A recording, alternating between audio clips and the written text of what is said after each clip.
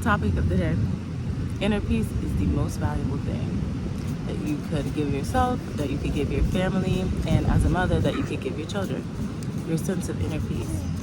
Being able to regulate your own emotions, to take care of yourself when you are unwell, in terms of those internal things that we feel.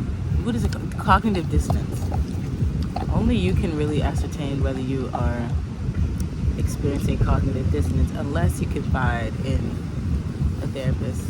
But I mean, the only person in your family who can really make a difference for that is you, by placing your inner peace first and getting to know yourself. Something that this reminds me of is like the whole concept of dating or feeling understood by family. I feel like those are two common things in terms of when you feel like this person knows me or not, or you can say to them like, you don't really know me. Well, the question is like, do you know yourself enough to introduce yourself to them and to engage in a space whereby you can be your authentic self and know when you are showing up. So finding your inner peace is a really important step on your journey to falling in love. Essentially, yes. And also to creating the legacy that you want to create. If you ever think about a biography, right? That tells you all about a person. And I always thought it took a lot of personal insight to be able to write an autobiography.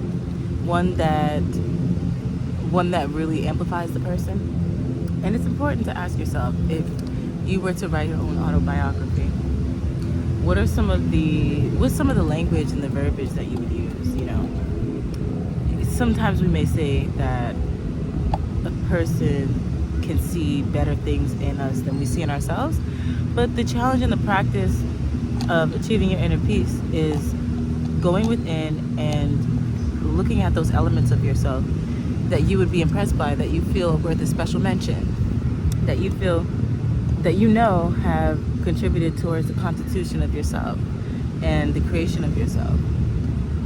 So I have found that when placing your inner peace first, number one, you have the opportunity to meditate, right, which allows you to go into reflection and really think about your spirit, what lights you up, what puts you in a positive mood, what dysregulates you. Bless you, Dave. It's important to know all of those things in order to show up authentically with somebody else and in order to feel understood.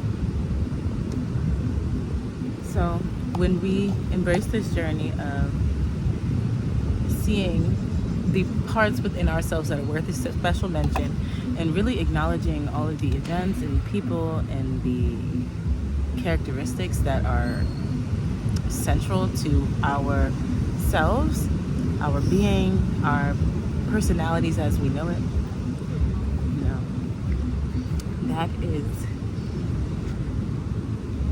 like a very surefire way toward inner peace and understanding, being able to understand oneself.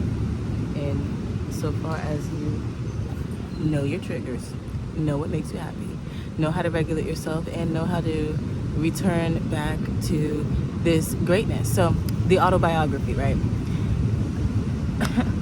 I always have to catch myself when describing my traits, when describing my strengths and weaknesses, when really just taking a good look at myself, to utilize language that really encompasses the truth